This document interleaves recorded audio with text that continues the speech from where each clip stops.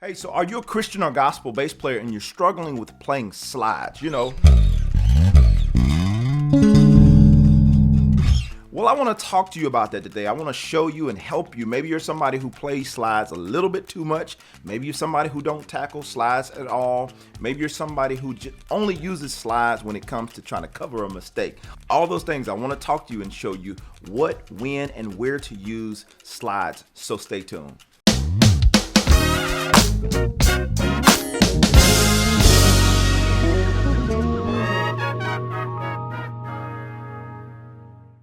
All right, so let's jump right into this, talking about slides. I want to use a reference track. This track is also available on the website, just for the guys who generally ask in the comments. I will put a link below. But this first track that I'm going to use is called Everlasting, by the way, and we're going to be in the key of G. So we're going to pull this apart, get my idea of what I'm thinking as I'm playing a track like this. All right, so let's take it piece by piece.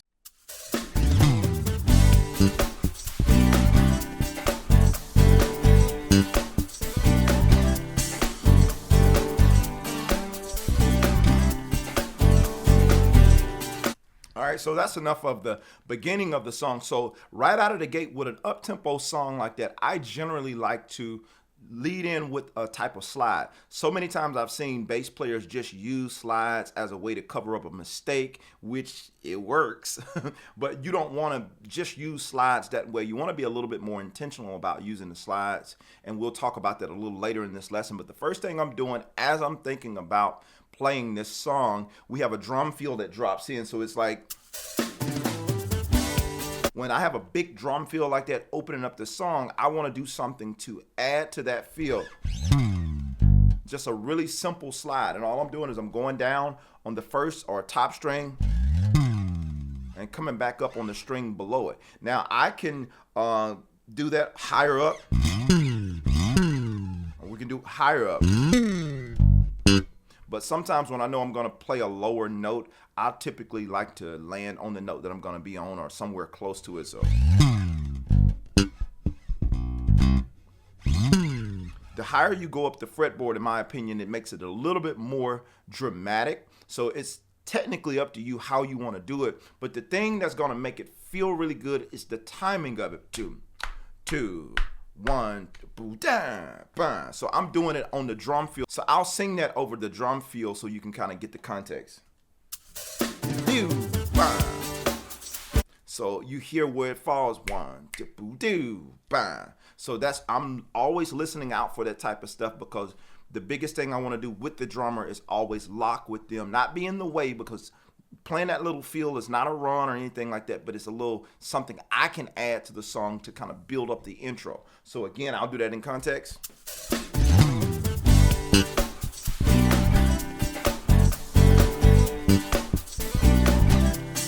So you hear it's something that's really subtle. The idea for me is I just want to take a simple approach at the beginning of the song.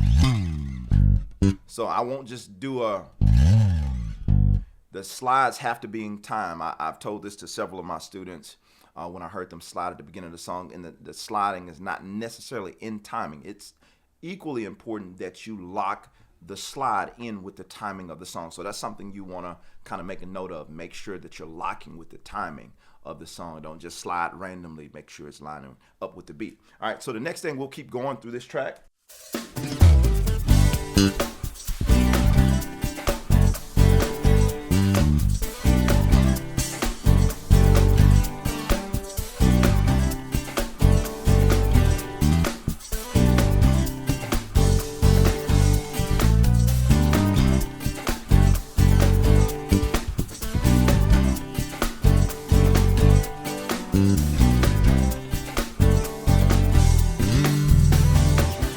So there you heard me sliding into the chord that I did over that E minor. So going to the 6, because we're in the key of G, I went to E minor chord. So those slides aren't only reserved for lower notes. You can use those slides to go into different chords. So like if we wanted to slide into like that dominant 7, I'll just do it for the sake of the context so you guys can hear.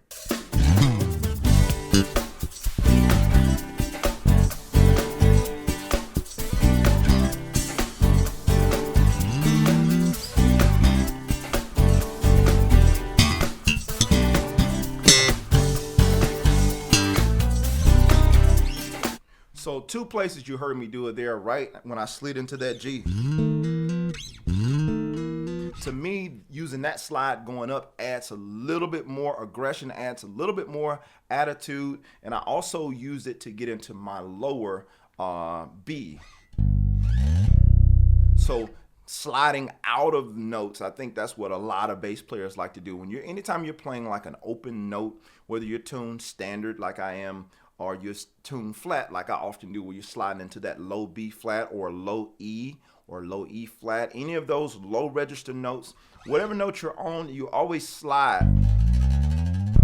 And you catch your slide with that low note. So,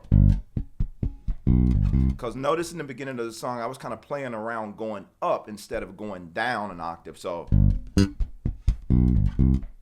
7, 7, 1, 3, 4, 7, 7, 1. Going to that 3. Now I slide into that 3. 7, 7, 1, 3, 4, 7, 7, 1. Right? So I catch that 3, 4 on the lower register, and it gives me a little bit more oomph, and I just kind of introduce that lower register in a more powerful way than just, don't have the same effect. Whereas doing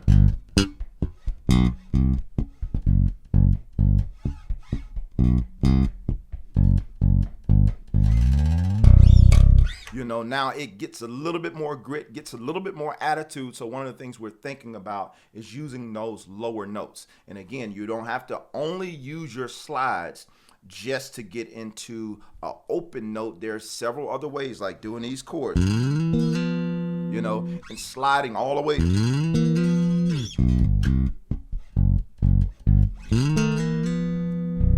And that's another way we can use, like going to the 3. Right? And I catch my low B going into the 3. So I'll do it in context again. 1, 1, 7, 3, 4, 1, 1, 7. Right? So now it gives me a really, really gritty way to get to that lower register. And those are the things we want to be paying attention to and thinking about. So the idea, before I move too far into this lesson, the idea behind slides. Here's the idea. Slides is simply the way that you express the note, the way that you express in your playing. And here's what I mean. I had this idea come to me. I know it was the Holy Spirit. I had this idea come to me yesterday when I was doing a lesson with a student. And one of the things I use these batteries. What does battery have to do with anything? Well, it's not so much the batteries. And I'm not trying to promote Rayovac batteries, but the brand has something on the back of the package. And I'm use this for the sake of a commercial. So if I was filming a Rayovac commercial for batteries, one of the things I would do is I would read the script. So the script says, we've spent over 110 years thinking about batteries so that you can think about them less. Rayovac high energy batteries are long lasting, guaranteed, plain and simple, or your money back. I read it correctly, right? I read it correctly, but it's kind of bland. It doesn't have a lot to it. And sometimes players do the same thing when they play. It's just like I read that. Now, a little bit more advanced player who can read a little bit more well, and I'm not talking about reading music, I'm talking about the example of this. They would read it like, we've spent over 110 years thinking about batteries so that you can think about them less. Rayovac high energy batteries are long lasting, guaranteed, plain and simple, or your money back. It sounds a little bit more commercially, right? But little less believable because it's not authentic coming from me, because that's not always how I talk. Now, if Rayovac gave me these batteries and they told me, hey, Jermaine, I want you to do a commercial, but I want it to be convincing so people believe what you're saying because it's coming from your perspective. So I would be honest and I would read it, but I would read it in the way that I would say it because it's my perspective. It's the way I speak, and it's going to connect with people who connect with me, right? So I would say, we've spent over 110 years thinking about batteries so you can think about them less. Now, Rayovac high energy batteries are long lasting, guaranteed, plain and simple. They're going to give your money back. Now, it sounds a little bit more personal, even though I read the exact same thing 3 times. Now, ideally, that's what we're doing in our playing. There's one thing I teach called the 3 levels of learning. The first level is simply learning the song. I'm going somewhere with this, so don't tap off the video just yet. Now, the 3 levels of learning, there are 3 things that we're doing. The first level of learning, you're simply learning the song. Just get through the song. All right, they're going to the 1, they're going to the 4, they're going to the 5, and then they're going back to the 1, right? Just get through the song. That's level 1 of learning. Level 2 of learning is finding out how they're getting through the song. Like figuring out, okay, if they're going 1,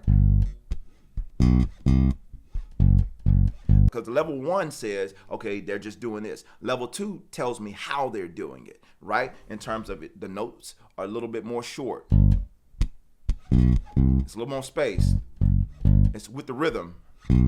And to me, most bass players, most good bass players play with that level 2 learning. When they learn songs, they learn how the song go. They got the rhythm, they got the timing, all that type of stuff. So level 2 is not bad. I want to be clear. Level 2 is not bad. But level 3 is what I call the detail learning. That's when you really dig in and you really get super specific on what they're playing. You know the stuff when the bass player did this. You're like, nah, I'm not gonna do that. No, it's when you attempt to try it because you're trying to find out the fine details. So when you're listening, you're slowing down. It's like, okay, he did this over that line, and I think he did.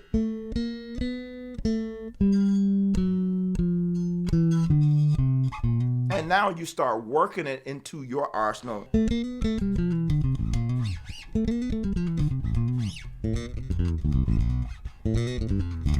So you start working that into your arsenal, and now you add that to what you already do. Here's the thing. Why do I mention the 3 levels of learning and we're talking about slides? Because here's the thing.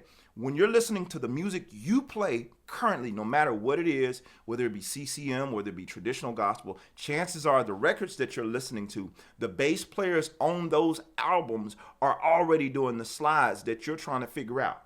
Your challenge is to listen to what they're doing, how they're doing what they're doing, and where they're placing what they're doing in that level 3 of learning, and fine-tune those details and begin to add it to your playing. Now, the things that I'm telling you, giving you context of how I would approach this track, it's not going to mean much if you don't have something kind of similar that you're playing. So you have to listen to the music that you're working on and begin to pull it apart. Slow down when you're listening. There's not a rush. You're not racing anybody. Slow down when you're listening. And what I've learned, as you slow down and you get good at listening, whatever your system of learning is, for me, I chart out songs using the numbers. Now, I notice I can chart out songs much faster now, and I'm making mental notes as I'm charting the songs out. I'm notating with my numbers and with dots and stuff like that. I'm notating what's a pulse, and it's a little slide here, and I'm also making the mental notes of where it happens at. So that way, I know where that bass player plays stuff. And not only that, it helps me to work on my feel long term. It helps me to work on my placement and all those things above when it comes to me playing and knowing how to play, where to put stuff, and how it's supposed to sound. So I know that was a little somewhat of a rant for you guys, but I had to give you the true context of understanding slides. Now I'm going to play one more track just to give you some further context of different places of using slides, just so you can hear where I'm doing it.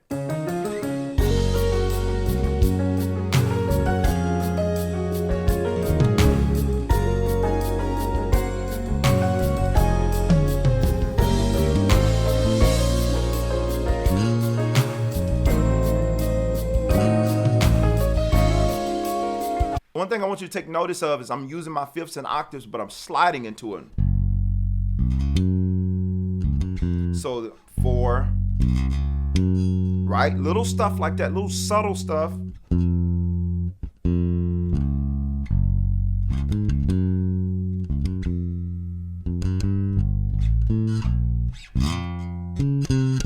Like little, when we go to little runs, if some of you guys use that little minor thing,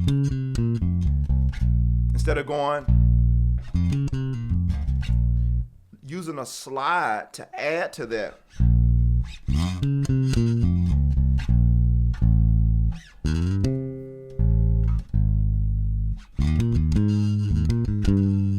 So it's subtle stuff that I'm using. I wanted to use that to kind of make a point. It's subtle things that I use slides for. Not only just sliding out to get to the lower register notes, I use it for transitional stuff. So especially in ballads and that type of thing, the way you phrase and say certain things on that instrument, because you are speaking, you're talking. So the way you use that and phrase is going to make all the difference in the world when you're trying to move from one note to the next. And so it makes for a much smoother, and it doesn't feel as choppy. So let's do one more time in context.